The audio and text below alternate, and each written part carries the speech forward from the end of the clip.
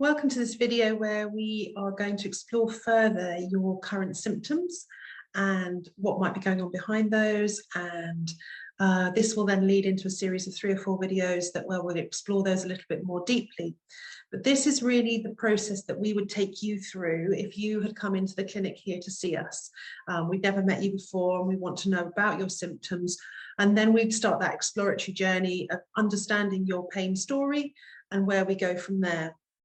So this webinar goes along with the worksheets of the body map and the pain scores and your current symptoms, and these can all be found in this module, in this lesson, and you can either use those as you're following along or do them afterwards and fill them in. And that is partly so that it makes it clearer in your mind, but also so that you have a record of where you're at this point if you're doing this early on in the process. And then you can go back and do it again later if you wanted to sort of see where you're getting to. So if you came in to see us in the clinic, first of all, we'd want to know where your symptoms are. We'd also really want to know what you want to get out of it, but we'll talk a little bit more about that later. So essentially what we do is we ask you where your pain is. You might say I've got pain here and I've got pain there, and so we might separate those out initially to see what you're doing. So we might ask you about the most relevant or the most serious or the most painful part first, and we'd want to know where that was, and we want to know how intense that was, and we'd want to know how it affects your daily life, and we'd also want to know what factors are making it worse. So for instance, is it worse first thing in the morning? Is it worse in the night? Is it worse as you do a certain activity? Does it get worse again by the end of the day? And what we know by these worsening factors essentially is that starts to give us an idea of what the underlying tissue might be, or the underlying cause might be. And then we also want to know what makes it better. So we want to know what eases it. Is it better for heat? Is it better for rest? Is it better when you're moving, or is it better when you're distracted? And all of these things are important to understanding, as I say, what's going on with your pain. Some of the features in a chronic pain situation that might make the symptoms worse are, it might be everything makes it worse. Or it might be very random, but it also very often the pain we experience with a chronic pain problem is actually an increased level of tension within the tissues, almost like the muscles are on tense or high alert the whole time. So quite often we have a muscular pattern of pain, which is very often worse when we first wake up, when we before we get moving, when we've been sitting and then we get up to stand up and go, and also sometimes when we tire later in the day. Muscles tend to like movement, gentle movement, and that's often what eases them up when we get going. What we can have with this is we say, oh yes, but I've got an arthritis, or I've got a muscle strain, or I've got pulled a tendon, and actually mechanical things, so moving things, can be the trigger to make these pains worse. So we then very much attach that, well, I must have done my knee because essentially I have injured my knee, and when I do this activity my knee hurts. So that isn't necessarily the case. It can still there still can be a neural component to that, even though the trigger is mechanical. So we're looking for the triggers, we're looking for the underlying story, we're looking for the patterns. We'd like to know whether your pain varies in intensity, or whether it's always in the same place, always the same intensity. We'd like to know whether it moves.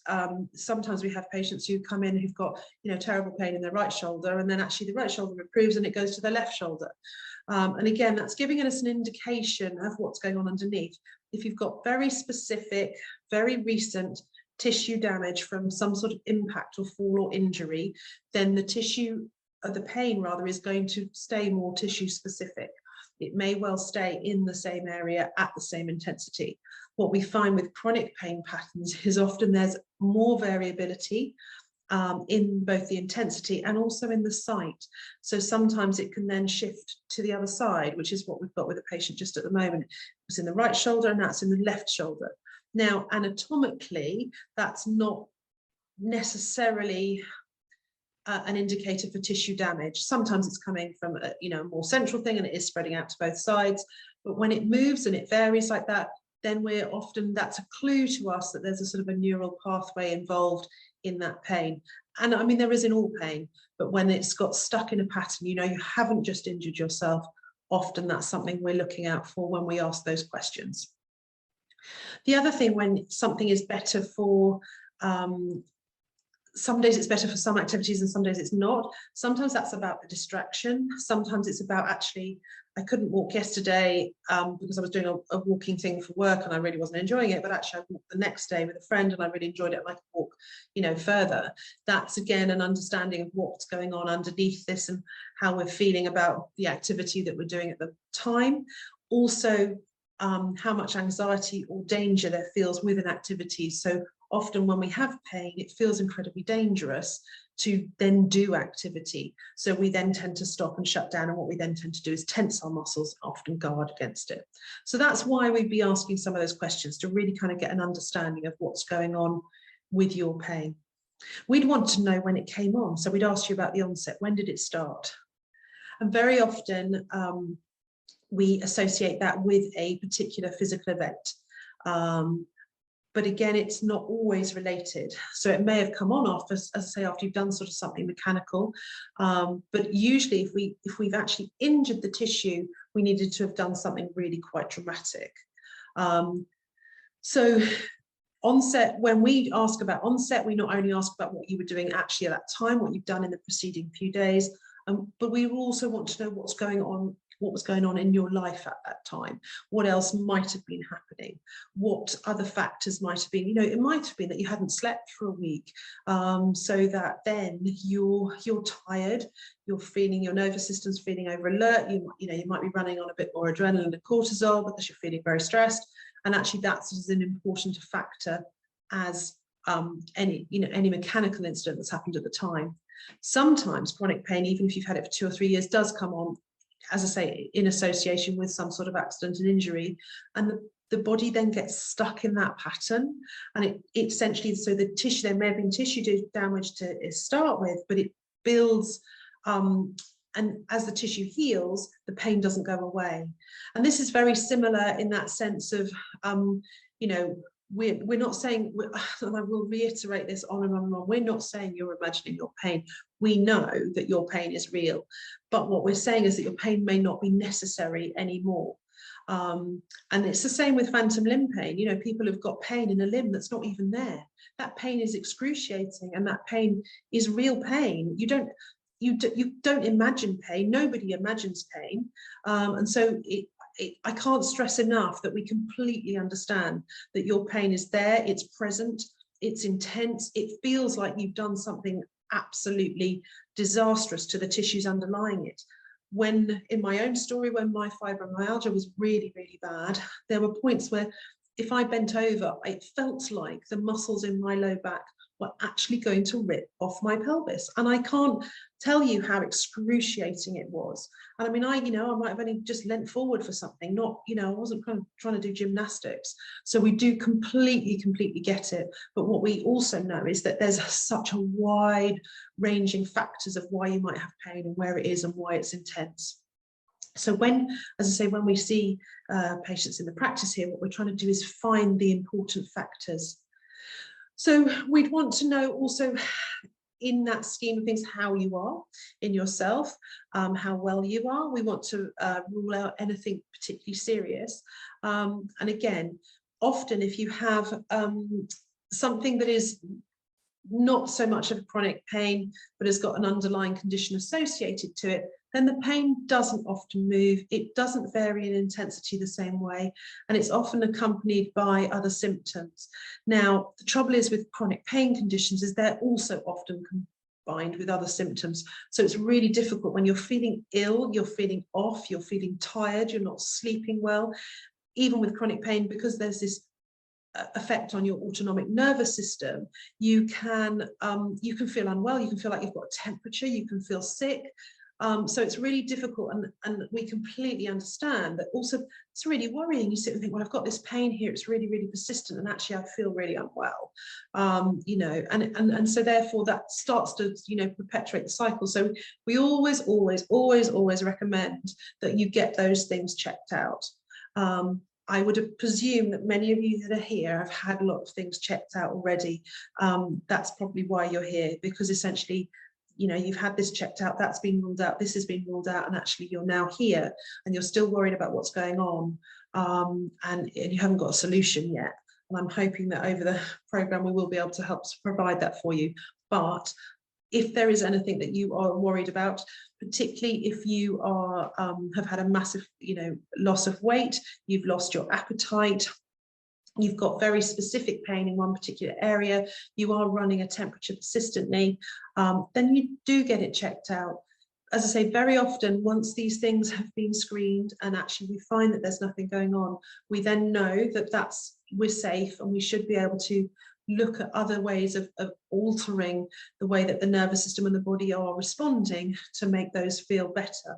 And we will cover quite a lot of that in the stress and anxiety section of the website, as well as the reprogramming your pain section. So we do get it, and we do always ask that you get yourself checked out if there's anything that you're worried about, because of course we're not there with you. If you were in the clinic with us, then we'd be able to discuss that in more detail and hopefully find a solution for you. But we always send our patients here, if there's anything we're a little bit worried about or we're not sure about, we'd always send them to get that checked out.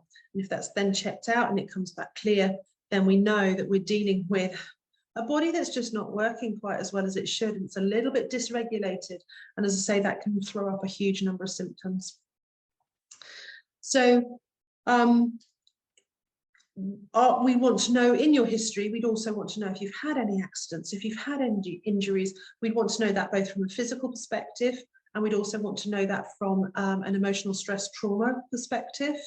So that we would definitely ask you about that, and certainly there'll be places for you to write that down as you go through to have a think about what's relevant and what's not. We'd want to know about kind of current health issues and previous illnesses.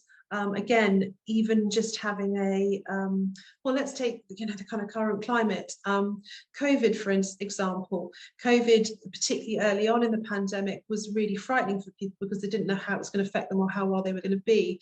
And rather than the COVID actually being the issue necessarily, what we found is actually the shock and the distress and the trauma and the anxiety surrounding it has been really influential on the way that people then have, their bodies have recovered or not recovered, and the tension and the stress and the anxiety that's then still running underlying in their nervous system now, even, you know, 2 years later.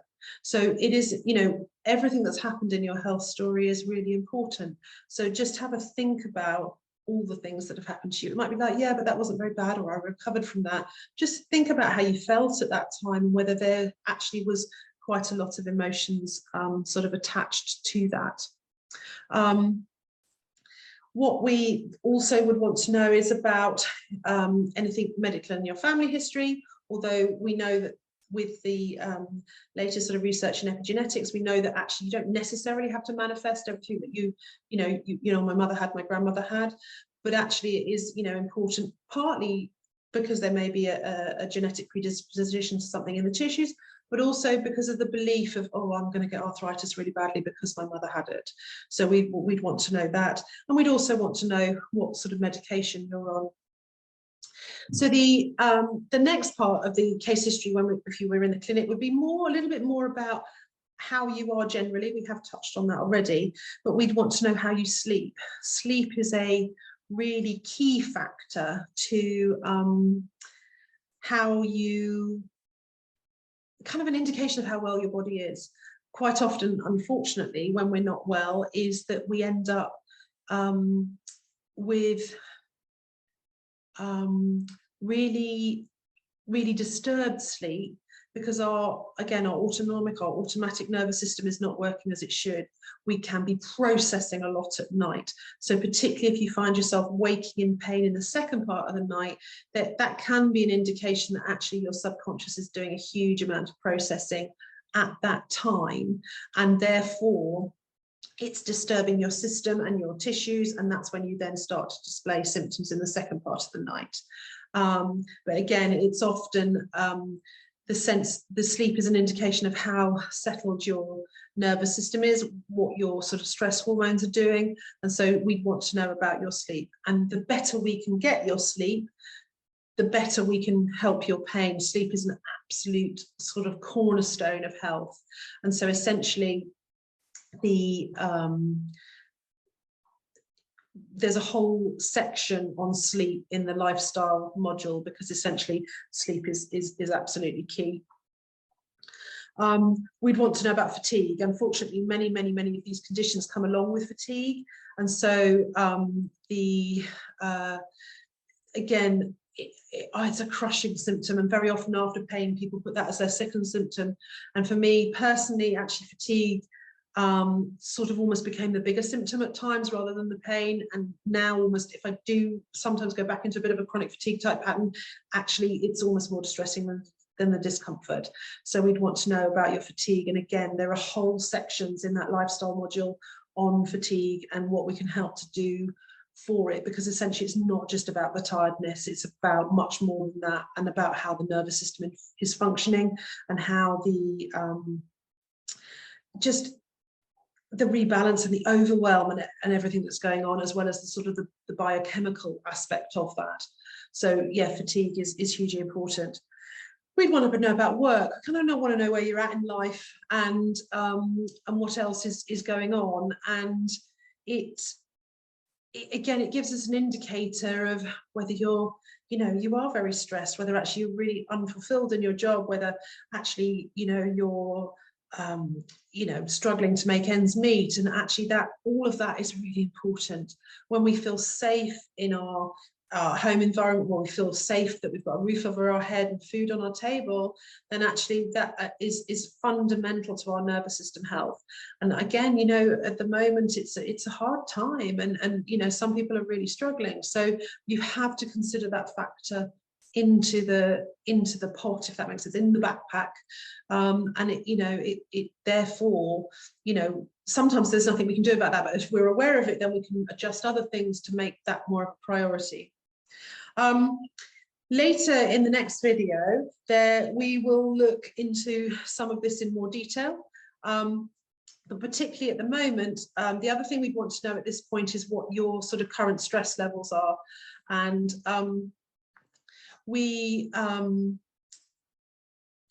this is really key. I can't reiterate enough that we're not saying that this is in your head.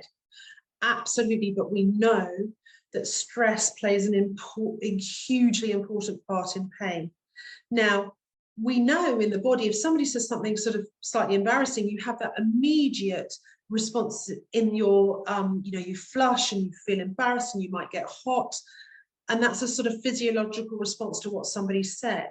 And so that's a really obvious one. And I think sometimes what we forget with stress is, because at the moment, with a lot of us are suffering a lot of stress and it's very persistent, we forget that we're getting that reaction all the time, and we're kind of pushing it down and we're kind of keeping it in, and we're being very stoic. But stress is absolutely key, and just starting to see the link between possibly stress and pain is really important. People often say, oh yeah, no, I'm fine, and then on a Sunday night I get a headache, or I'm fine until I drive to work on a Monday morning and then I feel really ill. And these are indicators, and as I say, I think what we've done in modern life is really busy, and what we do often is we don't sit and listen to those. And also we kind of do that thing, well, I've got to go to work, so there's no point in giving any time to it. But actually I think it is important to just sort of note that and see whether that's a problem, and see whether there's anything that we can do about that. It might not be that you can change your job, but it might be that you could alter parts within it to make it or your day differently. Or again, it's about, a lot of this is about awareness. We can't always change it. Sometimes we can reframe it.